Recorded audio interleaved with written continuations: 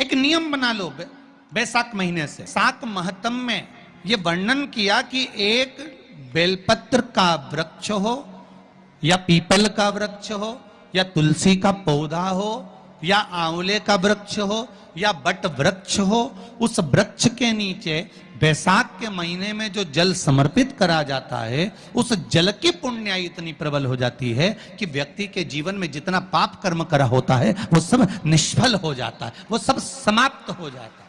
बैसाख महीने में पार्थिव शिवलिंग के निर्माण का, और उसमें एक बात कही गई कि जब संसार का मनुष्य मृत्यु लोक में रहने वाला मानव, मृत्यु लोक में रहने वाला मनुष्य मिट्टी के शिवलिंग का निर्माण करता है, पार्थिव शिवलिंग का निर्माण करता है, और जिस घर में पार्थिव शिवलिंग का निर्माण होकर उसकी पूजन होती है, घर का सदस्य उस पर अगर एक बूंद जल समर्पित कर देता है तो जितने घर के सदस्य होते हैं उस पार्थिव शिवलिंग के निर्माण को करने वाले होते हैं, पूजन करने वाले होते हैं, उनको 6 महीने तक किसी बड़ी बाधाओं को झेलना नहीं पड़ता, वो दुख अपने आप कट जाता है।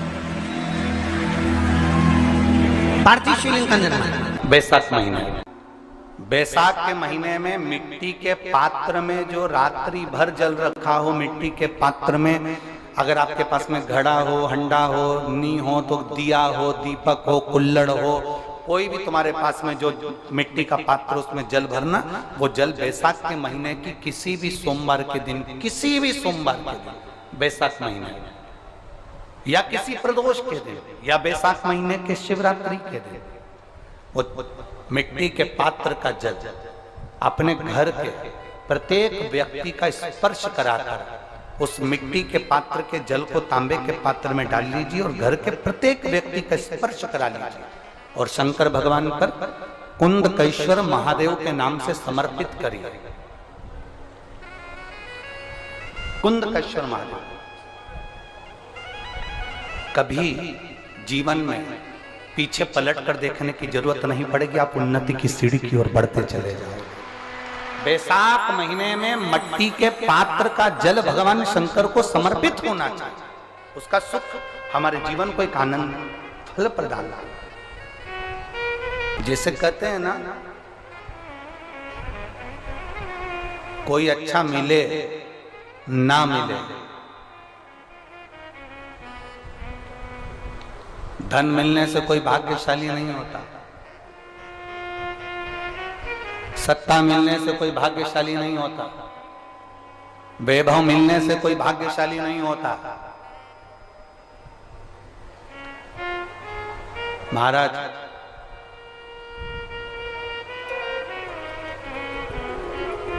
धन मिलने से कोई भाग्यशाली नहीं होता, वैभव मिलने से कोई भाग्यशाली नहीं होता, सत्ता मिलने से कोई भाग्यशाली नहीं होता, बड़ा मकान मिल जाने से कोई भाग्यशाली नहीं होता। शिव महापुराण की कथा कहती है, अगर 2 सही मिल जाएं तो तुम्हारा जीवन सफल हो जाए, एक गुरु सही मिल जाए और दूसरी घरवाली सही मिल जाए तो तुम्हारी जिंदगी स्वर्ग। दुनिया का सबसे भाग्यशाली व्यक्ति वो होता है जिसको 2 ठीक मिल गए, 2 अच्छे मिल गए, एक गुरु अच्छा मिल जाए, दूसरी जम की बोलो घरवाली अच्छी मिले। गुरु अच्छा मिलेगा तो तुम्हें स्वर्ग की सीढ़ी चढ़ा देगा और घरवाली अच्छी मिलेगी तो घर को स्वर्ग बना देगी।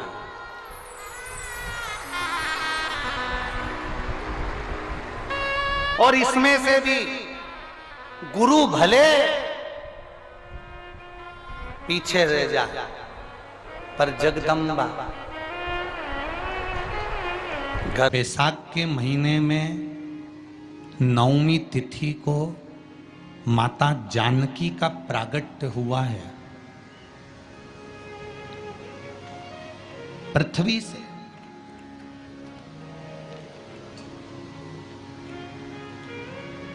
कभी एक विचार करिएगा कि नरसिंह अवतार बैसाख के महीने में हुआ, कुर्मा अवतार बैसाख के महीने में हुआ, हयग्रीव अवतार बैसाख के महीने में हुआ, परशुराम अवतार बैसाख के महीने में हुआ, माता जानकी का अवतार बैसाख के महीने में हुआ। आखिर बैसाख के महीने में, माधव महीने में इतनी महत्वता क्यों?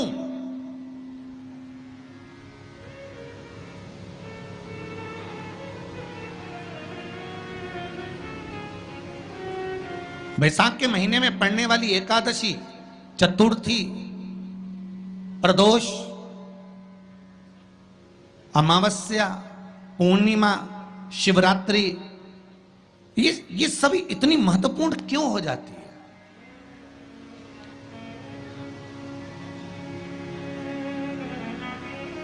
इसकी महत्वता इतनी प्रबल क्यों हो जाती है? किस लिए?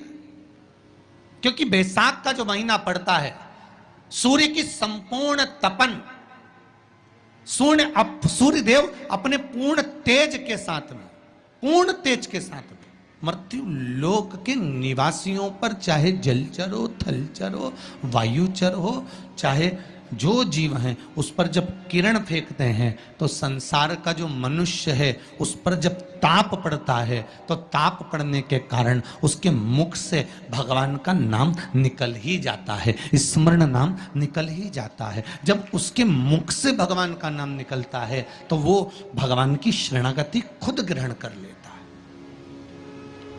स्वयं।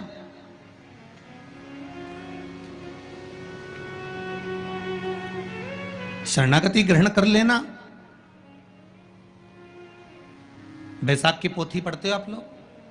आप में से अगर कोई पढ़ता हो बैसाख महीने की पोथी, तो उसमें एक वर्णन आता है,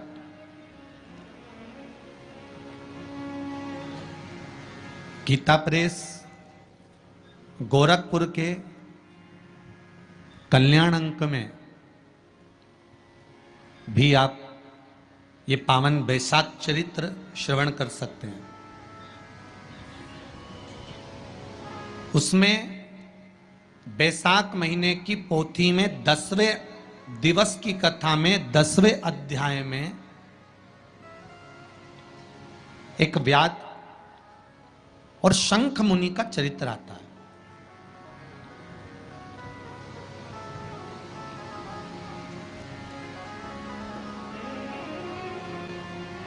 शंख मुनि एक बार निकलकर भगवान शंकर के मंदिर में जल समर्पित करने के लिए जा रहे थे और शिव मंदिर की ओर जाते जाते जाते जाते जाते जाते बीच मार्ग में चलते चलते चलते चलते और वो शंख मुनि जब शिव के मंदिर में पहुंचे, शंकर भगवान के मंदिर में जाकर उन्हें दर्शन किया,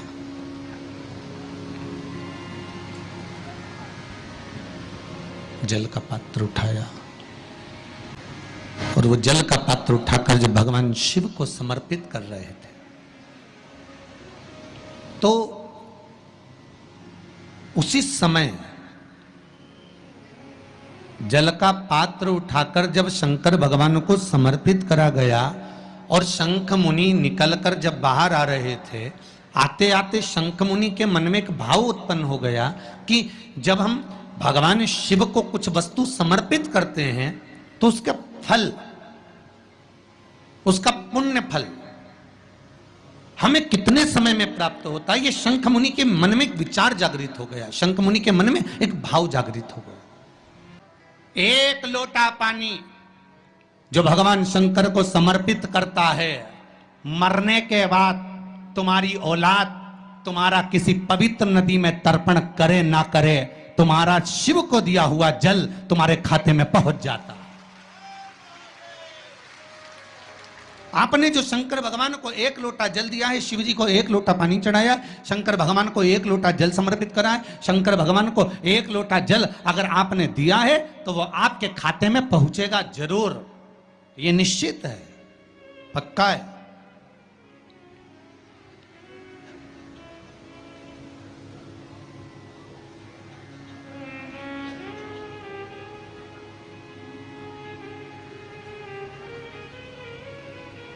और शिव भक्ति के अनुसार, शंकर भगवान के अनुमोदन के अनुसार,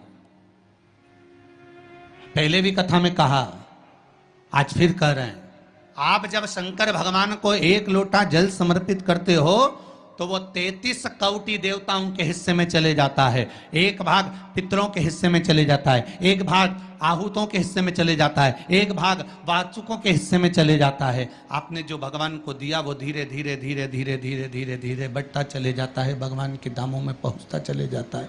जिन जिन को आपने नहीं भी दिया, शंकर भगवान पे चढ़ा हुआ जल उन तक भी पहुंच जाता है। ये केवल आपकी निर्मल और आनंदित भक्ति के बल पर पहुंचता है,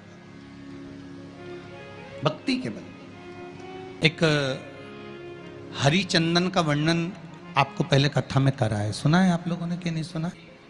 तुलसी की लकड़ी जब सूख जाती है तो उस तुलसी की सूखी हुई लकड़ी को घिस कर चंदन बनाया जाता है, और उस चंदन को भगवान ठाकुर जी को, लड्डू गोपाल को, भगवान कृष्ण को, राम को या शालिग्राम भगवान को वो चंदन लगाया जाता है।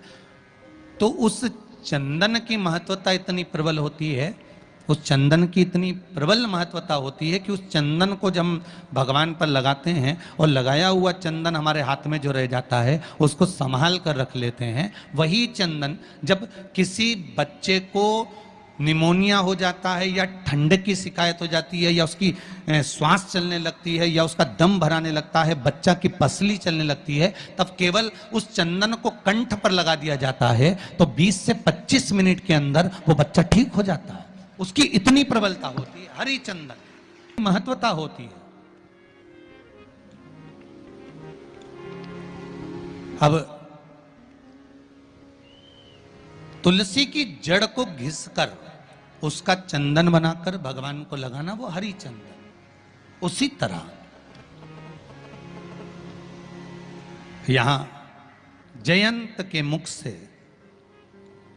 जयंत ब्राह्मण के मुख से सुना जा रहा है कि बैसाख महीने में पवित्र वृक्ष के जड़ में 1 लोटा जल समर्पित कर देने पर और वहां की जो रज है उसको मस्तक पर चढ़ा लेने पर 84 लाख योनियों से मुक्ति मिल जाती है।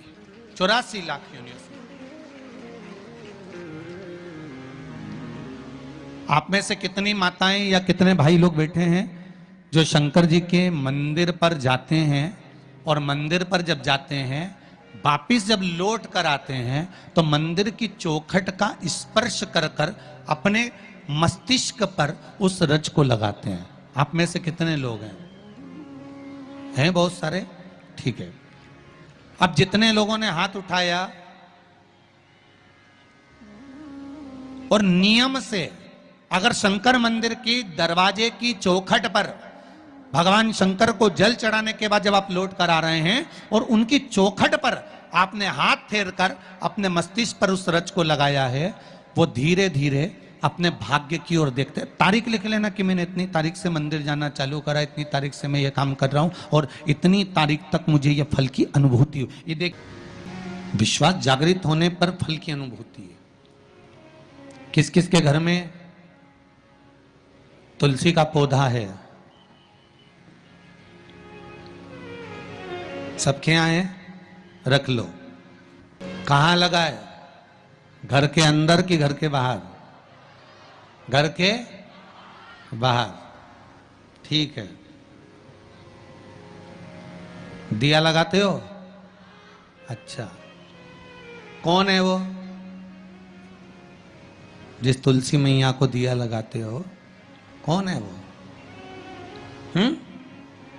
बोलते तो जाओ जरा जल्दी जल्दी। माता है। घर में जो सास है वो कौन है? वो भी बोलो तो जम के बोलो जरा। माता है। बैसाख का महीना चल रहा है, बहुत जोरदार गर्मी पड़ रही है, बहुत जोरदार गर्मी, खूब जोर की। तुम्हारी सास की कुर्सी घर के बाहर लगा दो।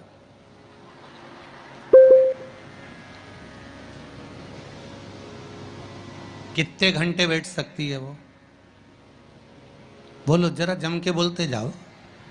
यहां विश्वास की कथा, श्रद्धा की कथा चल रही है, कथा चल रही है, भाव और श्रद्धा की कथा चल रही है। कितने घंटे बैठेगी वो? अरे 1 घंटा भी जाने दो रिजी जी हो।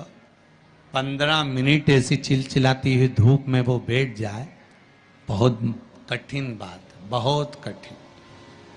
तुम्हारे घर के दरवाजे पर तुलसी का क्यारा है, तुम उसको दिया लगाती हो, माता कहती हो, पूछती हो, पूजती हो, तुमने तुलसा महारानी से कहा माँ बैसाख की गर्मी पड़ रही है, तेरे को गर्मी लग रही होगी, चल थोड़ी देर में तुझे अपने कक्ष में लेकर चलती हूँ, थोड़ी छांव में रख देती हूँ, तेरे ऊपर एक छत्र लगा देती हूँ, थोड़ा सा एक ब्लाउज का टुकड़ा पड़ा हुआ है, पीस पड़ा हुआ है, उसको मैं तेरे ऊपर डाल देती हूँ जिससे तुझे गर्मी कम लगेगी। कभी विचार किया? पिनाया है सबने। शिव मंदिर में जाना, एक लोटा पानी चढ़ाना, शंकर को यदि एक चावल का दाना चढ़ाया, एक मूंग का दाना चढ़ाया, एक फूल की पत्ती को भी समर्पित करा तो शिव ने उसको स्वीकार करा। शंकर भगवान पर एक बेलपत्र चढ़ाई, शिव ने उसको स्वीकार करा।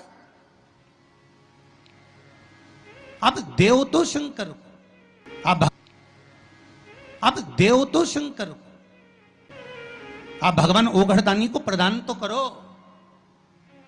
शंकर भगवान पर चढ़ी हुई एक बेलपत्री का मोल तत्व संसार का मनुष्य जिस दिन समझ गया, उस दिन उसको डॉक्टर के पास जाने की जरूरत ही नहीं पड़ेगी। केवल एक बेलपत्र का अगर उसने शंकर भगवान पर चढ़ी हुई एक बेलपत्र के मोल तत्व को अगर वो समझ गया, तो भगवान शंकर की भक्ति को अगर वो समझ गया, महामृत्युंजय मंत्र को अगर समझ गया, श्री शिवाय नमस्तुभ्यम मंत्र को समझ गया, पंचाक्षर मंत्र नमः शिवाय को समझ गया, षडाक्षर मंत्र ओम नमः शिवाय को अगर वो समझ गया, तो उसको फिर डॉक्टर के पास जाने की जरूरत नहीं पड़ेगी। उसकी भक्ति का बल इतना बढ़ जाएगा, श्रद्धा का बल इतना बढ़ जाएगा कि उसको कहीं जाना ही नहीं पड़ेगा।